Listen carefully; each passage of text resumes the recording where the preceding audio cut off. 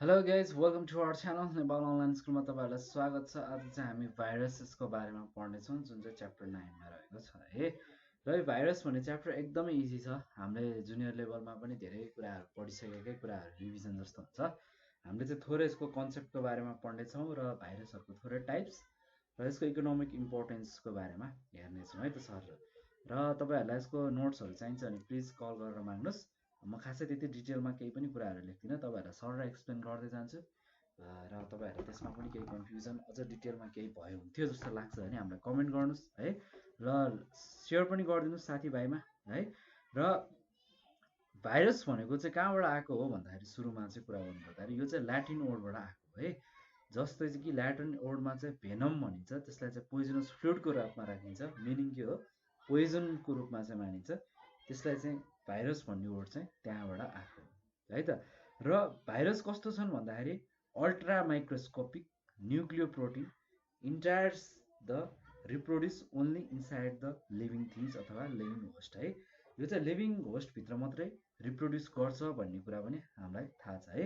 र यो जब हाम्रो अथवा कुनै पनि लिभिङ अर्गानिजमबाट जब बाहिर हुन्छ यो मेटाबोलिकल्ली इनएक्टिभ हुन्छ है।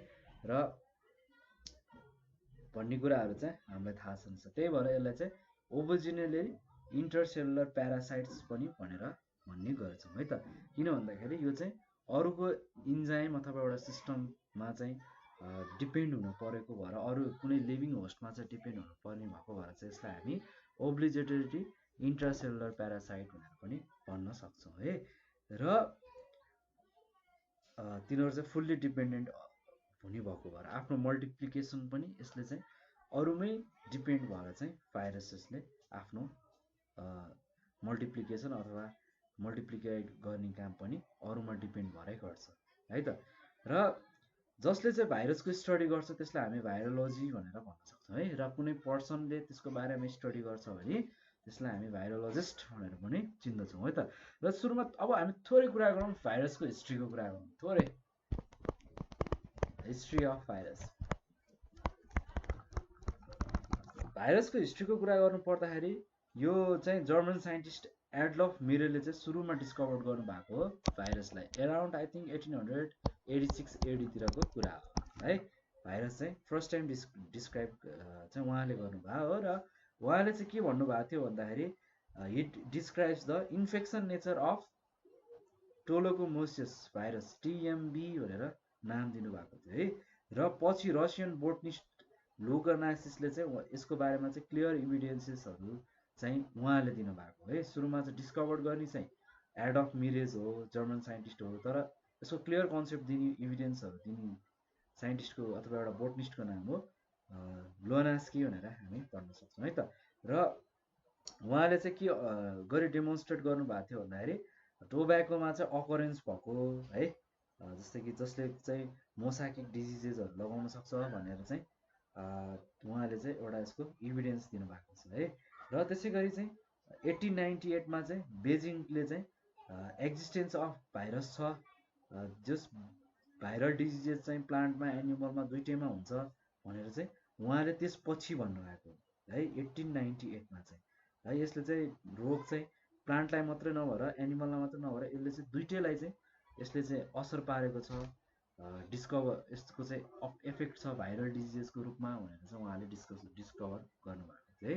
र 1933मा चाहिँ स्क्लेजिङ्गरले चाहिँ फर्स्ट टाइम डिटर्माइन गर्नुभएको थियो भाइरसको केमिकल कम्पोजिसनको बारेमा है। र अमेरिकन माइक्रोबायोलोजिस्टले पनि फर्स्ट टाइम चाहिँ क्रिस्टलाइज गर्नुभएको थियो भाइरसको कजिङ, जस्तै कि टोब्याको मोसाको डिजिज टिएमबी भनेर भनिन्छ। यसको चाहिँ क्रिस्टलाइजिङ फर्महरू होइन, भाइरसको कजिङहरू चाहिँ उहाँले चाहिँ दिनुभएको थियो है।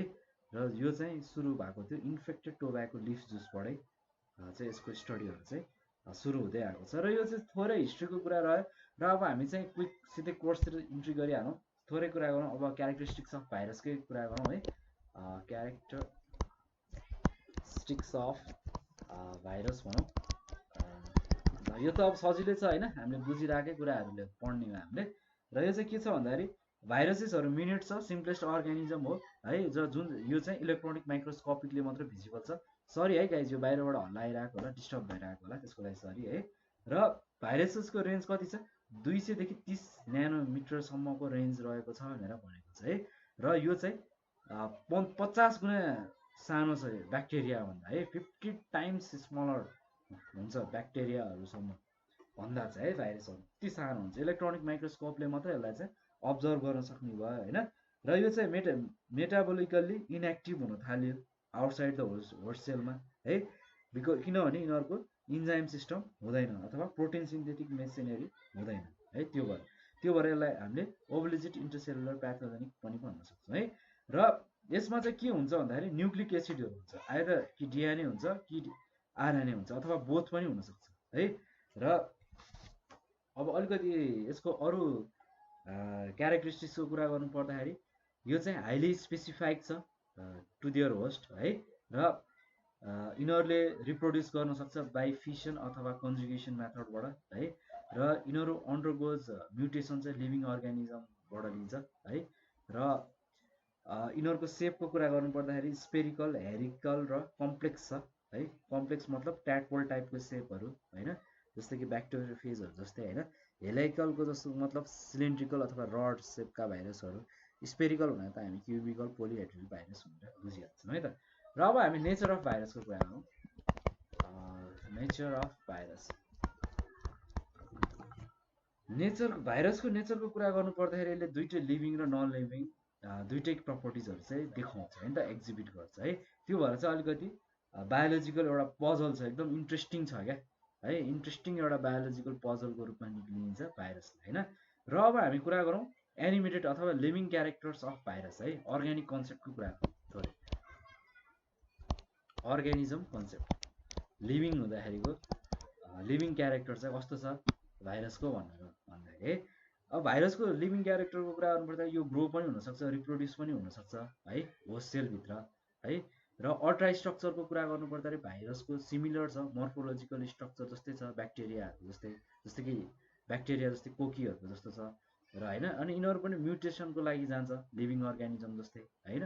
र यिनीहरूको आफ्नै जेनेटिक मेटेरियलहरू छ, आरएनए डिएनए अथवा दुइटै होइन। र यिनीहरूले लाइटमा रेस्पोन्ड गर्छ, केमिकलमा, टेम्परेचरमा रेस्पोन्ड गर्छ होइन। र यिनीहरू इनएफेक्टिभ छ र क्यापेबल छ रोगहरू फैलाउनको लागि है, डिजिजेसहरू फैलाउन। अहिले लेटेस्ट हिट कुरा गर्ने हो भने के हो, कोरोना भाइरसकै कुरा गरौँ होइन। कोभिड-19 भनेर चिनिन्छ नि त्यसलाई होइन, त्यसले त आतङ्क मचायो नि त होइन त। ल ओके, अब अर्को कुरा गरौँ हामी नन लिभिङ क्यारेक्टरिस्टिक्सको कुरा गरौँ। नन लिभिङ क्यारेक्टरिस्टिक्स अथवा यसलाई मोलिकुलर कन्सेप्ट भनेर सिधै लेख्यौँ नि त है त। Okay, molecular concept लेख्यौँ।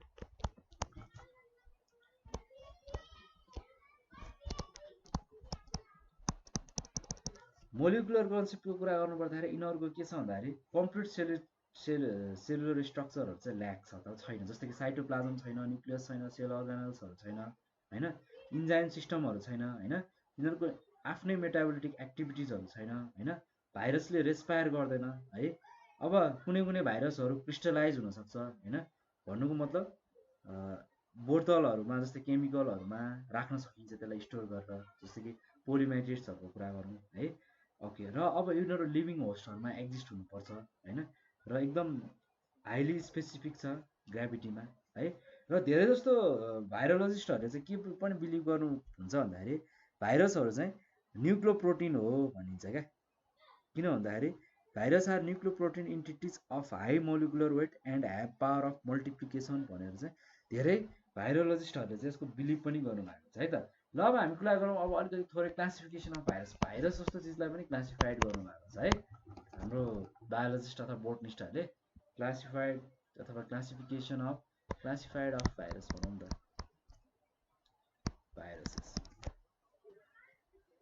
अब यिनीहरूको होस्ट र जेनेटिक म्याटरको आधारमा चाहिँ होइन, यिनीहरूलाई चाहिँ 3 भागमा चाहिँ जेनरली डिभाइड गरिएको छ, एनिमल भाइरस, प्लान्ट भाइरस र ब्याक्टोफेरेजेस भाइरस भनेर है त। र फर्स्टमा कुरा गरौँ एनिमल भाइरसको कुरा गरौँ।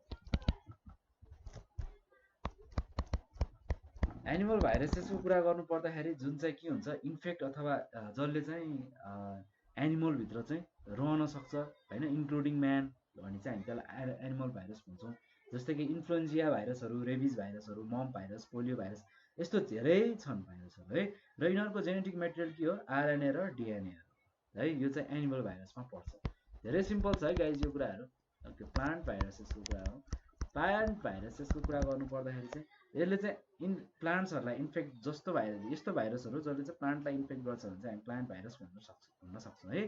र यिनीहरूको जेनेटिक मेटेरियल चाहिँ आरएनए छ, जुन चाहिँ इन्क्लोज्ड अथवा बन्द नभइकन रहेको छ है प्रोटिन कोडमा। र कुनै कुनै प्लान्ट भाइरसहरू चाहिँ टोब्याको मोस्कोरिन भाइरस टिएमई भनेर चिनिन्छ, पोट्याटो भाइरसहरू होइन, त्यसै गरी टर्निप येल्लो भाइरसहरू धेरै छ है, बिस्टेलियो भाइरसहरू, यसले एकदम खत्तमै गरिरहेछ यस्तो प्लान्टहरूलाई होइन। 3 मा कुरा गरौँ हाम्रो ब्याक्टेरियो फेजेस भाइरसको कुरा हो। ब्याक्टेरियोफेजेस भाइरसको कुरा गर्नु पर्दाखेरि यसले जसले चाहिँ ब्याक्टेरिया सेलहरूलाई नै इन्फेक्ट गराउँछ भने त्यस्तो भाइरसलाई चाहिँ हामी ब्याक्टेरियोफेज अथवा ब्याक्टेरिया इटर्स भनेर भन्छौँ है। र यिनीहरूमा चाहिँ डिएनए चाहिँ कन्टेन्ट भएको हुन्छ जेनेटिक मेटेरियलको रूपमा है। र धेरै खालको भेराइटिजहरू छ ब्याक्टेरियोफेजेस भाइरसहरूको है। र अब हरेक काइन्ड अफ ब्याक्टेरियोफेजियलले चाहिँ केलाई एट्याक गर्छ भन्दाखेरि पर्टिकुलर स्पेसिसलाई अथवा पर्टिकुलर स्ट्रेनको ब्याक्टेरियालाई मात्र एट्याक गर्ने पनि छ है। र न्युक्लिक एसिडको आधारमा चाहिँ भाइरसेसहरूलाई पनि 3 भागमा डिभाइड गरिएको छ है। एउटा डिएनए भाइरस, आरएनए भाइरस र डिएनए आरएनए भाइरस है त। ल न्युक्लिक एसिडको आधारमा बाँडिएका भाइरसेसहरूको कुरा गरौँ। सुरुमा डिएनए भाइरसको कुरा गरौँ। डिएनए भाइरस भनेको चाहिँ जसमा चाहिँ डिएनए पोजेस भएर रहेको हुन्छ जेनेटिक मेटेरियलको रूपमा भने त्यसलाई हामी डिएनए भाइरस भन्छौँ है। जस्तै कि ब्याक्टेरियोफेजहरू, गाइनोफेजहरू है। र यस्तो खालको एनिमल भाइरसेसहरूमा चाहिँ डिएनए कन्टेन्ट भएको हुन्छ है। अब अर्को आरएनए भाइरसको कुरा गरौँ। आरएनए भाइरसको कुरा गर्नु पर्दाखेरि चाहिँ यो भाइरसेसहरूले चाहिँ आरएनए चाहिँ जेनेटिक मेटेरियलको रूपमा चाहिँ पोजेस गरेर अथवा रहेको हुन्छ भने त्यसलाई हामी आरएनए भाइरस भन्छौँ, जस्तै कि प्लान्ट भाइरसहरू है। र अर्को कुरा रह्यो थर्डमा DNA RNA virus. DNA RNA viruses अथवा भाइरस भनौँ है त, भाइरसेस भन्दा नि हुन्छ ल। र यसमा चाहिँ के हुन्छ भने आरएनए ट्युमर भाइरसलाई चाहिँ लिक्यो भाइरस भनिन्छ। र रोजो भाइरस कन्टेन्टलाई चाहिँ बोथ डिएनए आरएनए चाहिँ यिनीहरूको जेनेटिक मेटेरियलको रूपमा चाहिँ यसमा चाहिँ रहेको हुन्छ है। जसलाई चाहिँ हामी लिक्यो भाइरस अथवा रोज भाइरस भनिन्छ। यसमा चाहिँ के हो, डिएनए आरएनए दुइटै जेनेटिक मेटेरियलको रूपमा चाहिँ रहेको हुन्छ है। र अब नम्बर अफ स्ट्रान्डको कुरा गर्दाखेरि चाहिँ यस्तो टाइपको न्युक्लिक एसिडलाई पनि 4वटा टाइपमा चाहिँ यो भाइरसलाई पनि डिभाइड गरिएको छ। एउटा डबल स्ट्रेन्ड डिएनए, सेकेन्डमा सिङ्गल स्ट्रेन्ड डिएनए, अर्को थर्डमा डबल स्ट्रेन्ड आरएनए, अर्को फोर्थमा सिङ्गल स्ट्रेन्ड आरएनए भनेर है त। फर्स्टमा कुरा गरौँ हामी डबल स्ट्रेन्ड डिएनएको कुरा गरौँ है। डबल स्ट्रेन्ड डिएनए भनेको चाहिँ जहाँ चाहिँ जस्तो चाहिँ पोक्स भाइरसहरू चाहिँ जस्तो भेटिन्छ नि हो त्यस्तोलाई चाहिँ हामी डिएनए डबल स्ट्यान्डर्ड डिएनए भनेर भन्छौँ है। र सिङ्गल स्ट्यान्डर्ड डिएनए भनेको चाहिँ सिङ्गल स्ट्यान्डर्ड डिएनए मात्रै भेटिन्छ ब्याक्टेरियोफेजमा भने चाहिँ हामी त्यस्तो भाइरसलाई चाहिँ सिङ्गल स्ट्यान्डर्ड डिएनए भनेर भन्छौँ। र डबल स्ट्यान्डर्ड आरएनएको कुरा गर्नु पर्दाखेरि पनि त्यही हो होइन। डबल स्ट्यान्डर्डको आरएनए चाहिँ यदि भेटिन्छ होइन भाइरल क्याप्सिड्समा भने होइन, त्यसको त्यो एनिमलको रोजो भाइरसहरूमा, जस्तै गरी ओन ट्युमर्स भाइरसहरू भनिन्छ, राइस ड्रफ भाइरस अफ प्लान्ट भनेर भनिन्छ। यस्तोमा के हुने भयो, डबल स्ट्यान्डर्ड आरएनए चाहिँ भेटिन्छ है विथ भाइरल क्याप्सिड। केमा भन्दाखेरि इन द रियो भाइरसेस जस्तै एनिमलमा होइन, त्यसै गरी ओन ट्युमर भाइरसहरू, डिस ड्राइभर भाइरसेसहरू चाहिँ प्लान्टमा है, त्यस्तोलाई चाहिँ डबल स्ट्यान्डर्ड आरएनए भनेर भनिन्छ। र सिङ्गल स्ट्यान्डर्ड आरएनए भनेको चाहिँ सिङ्गल स्ट्यान्डर्ड आरएनए चाहिँ कहाँ भेटिन्छ भन्दाखेरि आरएनए भाइरसहरूमा, मोस्ट आरएनए भाइरसहरूमा भेटिन्छ। जस्तै कि टोब्याकोमोसिस भाइरसहरू, इन्फ्लुएन्जिया भाइरसहरू है, यस्तो भाइरसहरू चाहिँ पर्दछ। ओके, अब चाहिँ हामी थोरै कुरा गरौँ यसको चाहिँ स्ट्रक्चरको कुरा गरौँ है त। स्ट्रक्चर एक्चुअली प्लिज बुकबाट हेरिदिनु होला, त्यसको फिगरहरू होइन। अब इलेक्ट्रोनिक माइक्रोस्कोपबाट अब्जर्भ गरिएको यसको स्ट्रक्चरको कुरा गरिएको छ। यस्तो चाहिँ कस्तो हुन्छ भन्दाखेरि स्पेसिस अनुसार फरक त हुन्छ होइन।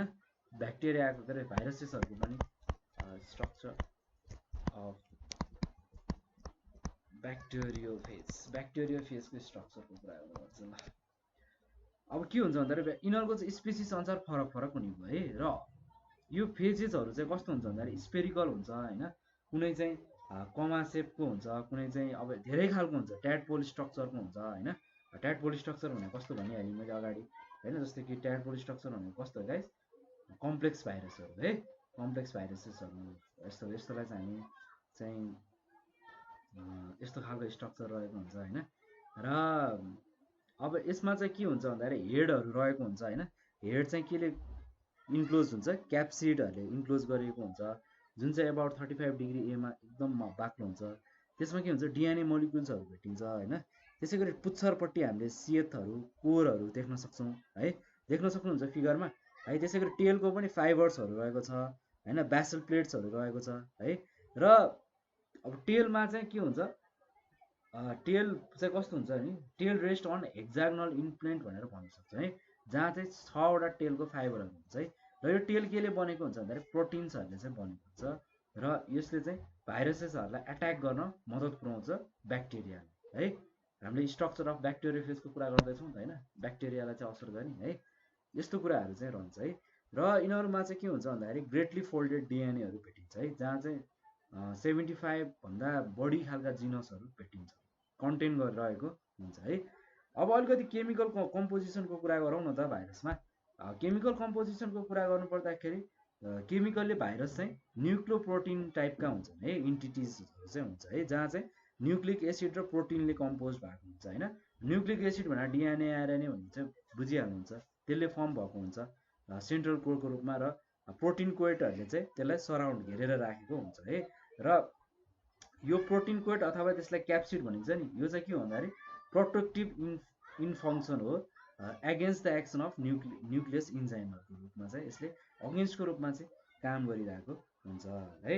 र अलिकति अब हामी यसको मोड अफ ट्रान्समिसनको कुरा गरौँ त गाइजहरूलाई। अलिकति यो एकदम इजी छ च्याप्टर भनेर मैले सर्ट अलिकति थोरै कुराहरू मात्रै गरेँ है, के कन्फ्युजन भने भन्नुहोस्। ट्रान्समिसनको कुरा गर्नु पर्दाखेरि प्लान्ट्स भाइरसहरू के हुन्छ भन्दाखेरि यिनीहरू चाहिँ पेनिट्रेट गर्न सक्दैन क्युटिकल्ली तिनीहरूको होस्टमा है। Plant virus cannot penetrate the cuticle of there host भनेर भन्छ है। त्यही भएर प्लान्ट भाइरसलाई के रिक्वायर हुन्छ भन्दाखेरि भेरियस एक्सटर्नल एजेन्सीको रूपमा चाहिँ ट्रान्समिसन हुन्छ है।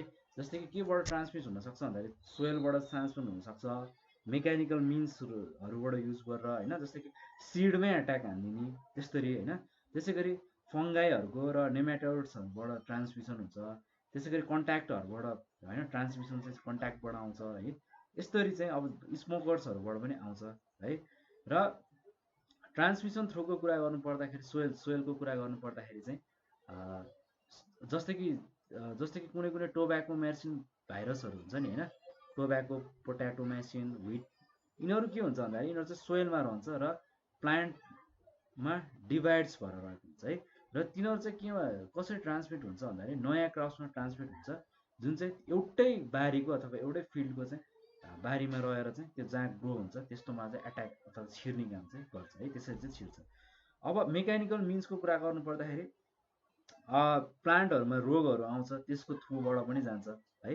अब यसमा के हुन्छ, कन्ट्याक्ट अफ इन्फेक्सन हुन्छ होइन, जहाँ चाहिँ हेल्दी लिप्सहरूले चाहिँ हावाहरूले उडाएर लान्छ होइन। त्यसै गरी ग्राफ्टिङ इन्फेक्टेड बर्ड्सहरूको कारणले लान्छ होइन हेल्दी प्लान्ट्समा है।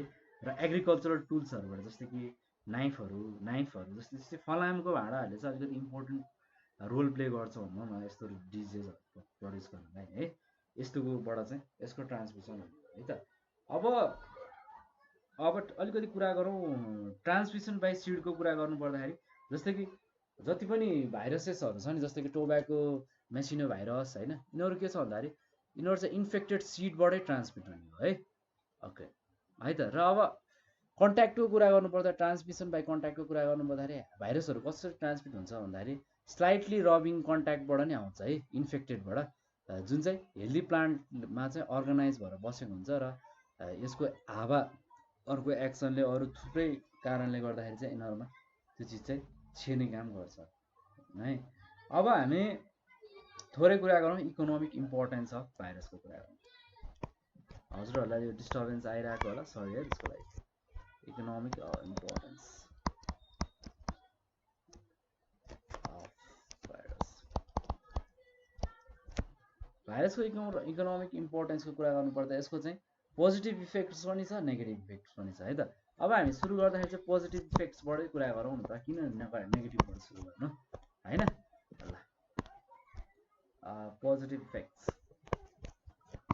पोजिटिभ इफेक्ट्सको कुरा गर्दै जाँदाखेरि चाहिँ के हुन्छ भन्दाखेरि टेम्परेट फेज अफ भाइरस हुन्छ नि, यसले चाहिँ के ट्रान्जिट गर्छ भन्दाखेरि जेनेटिक मेटेरियलहरू ट्रान्समिट गर्छ एउटा ब्याक्टेरियाबाट अर्कोमा है। र यो चाहिँ एकदम वाइडली युज हुन्छ जेनेटिक रिसर्चको लागि चाहिँ है। त्यो जस मोडल अफ जेनेटिक रिसर्चलाई चाहिँ एकदमै इफेक्टिभ छ है। The temperate phages virus helps in transition of genetic material from one bacteria to other. They are also widely use as a models in genetic research भनेर भन्छ है। र केही भाइरल इन्फेक्टेड प्लान्ट पार्ट्सहरू छ नि, तिनीहरू चाहिँ ब्युटिफुल्ली भेराइजेट्स भएको हुन्छ है। र यसले के गर्न मद्दत गर्छ भन्दाखेरि प्रुभ हो, जस्तै कि ट्युब फ्लावरहरूमा हुने जस्तो खालको चाहिँ एउटा पोजिटिभ इफेक्ट छ है। र भाइरसले के पनि डिस्ट्रोय गर्छ भन्दाखेरि ब्याक्टेरियाको सेलहरूलाई पनि डिस्ट्रोय गर्छ र वाटरहरूलाई चाहिँ फ्री फ्रम ब्याक्टेरिया अथवा बनाउन पनि मद्दत गर्छ है। र यो ब्याक्टेरियोफेजहरूको चाहिँ जस्तै कि डिफ्रेन्ट खालको ट्रिटमेन्ट होइन, सेभरल डिजिज लाइक कोरेलियाहरू डिसेन्ट्रीहरूको ट्रिटमेन्टमा पनि एकदम मद्दत पुऱ्याएको हुन्छ है। यसको पोजिटिभ इफेक्ट भन्दा नेगेटिभ इफेक्ट नै बढी छ है त। र नेगेटिभ इफेक्टको कुरा गरौँ। नेगेटिभ इफेक्टको कुरा गर्दै जाँदाखेरि के हुन्छ भाइरसमा भन्दाखेरि अब ब्याक्टेरियोफेज के हो, एउटा प्रिट्रिटमेन्ट हो, एउटा सेभरल ब्याक्टेरिया डिजिजमा लाग्ने चाहिँ एउटा प्रिट्रिटमेन्ट हो है। जस्तै कि अरू रोग जस्तै कि क्लोरेला फ्लिजेला डिसेन्ट्रीहरू जस्तैमा क्या bacteriophage is used in the pretreatment of several bacteria disease and other disease like cholera फ्लोएरिया एन्ड डिसेन्ट्री भन्न सक्छौँ है। र कुनै स्पेसल फेजमा चाहिँ यो चाहिँ के गर्दा युज हुन्छ भन्दाखेरि कजेटिभ एजेन्टको रूपमा चाहिँ डिटरमाइन गर्न पनि युज हुन्छ, जस्तै कि प्लाजियन कोलेराहरूको कुरामा है। र कुनै चाहिँ कमन भाइरल प्लान्ट भएका डिजिजेसहरू पनि हुन्छ, जस्तै कि टोब्याको मोसेनहरू होइन, टोम्याटोमेसिनहरू, पोट्याटोमेसिनहरू है, स्विट बिटहरू होइन, येल्लो पिन डिजिज एसेक्ट्राहरू पर्छ होइन। र यति नै कुरा गरौँ हामी चाहिँ नेगेटिभ इफेक्ट्सको र पोजिटिभ इफेक्ट्सको कुरा गर्नु पर्दाखेरि होइन। र म तपाईँहरूलाई केही नामहरू भन्छु होइन, र त्यसले कुनै भाइरसेसहरूको म चाहिँ नेमहरू भन्छु क्या, नेम अफ भाइरसहरू म भन्दै जान्छु। र यसले यो भाइरसहरूले चाहिँ कस्तो खालको रोगहरू चाहिँ हामीलाई निम्त्याउँछ त भन्ने कुरा चाहिँ हामी हेरौँ त है त। नेम अफ भाइरसेस एन्ड यसको डिजिजेसहरू है। जस्तै कि इन्फ्लुएन्जिया भाइरस चाहिँ एकदमै पपुलर छ, अथवा एकदमै धेरै ह्युमन्सहरूलाई चाहिँ यसको एफेक्ट पनि छ है। यसले चाहिँ इन्फ्लुएन्जिया जस्तो रोगहरू ल्याउँछ है। राइनो भाइरस त हामीलाई थाहा छ कमन कोल्डहरू कज गराउँछ होइन।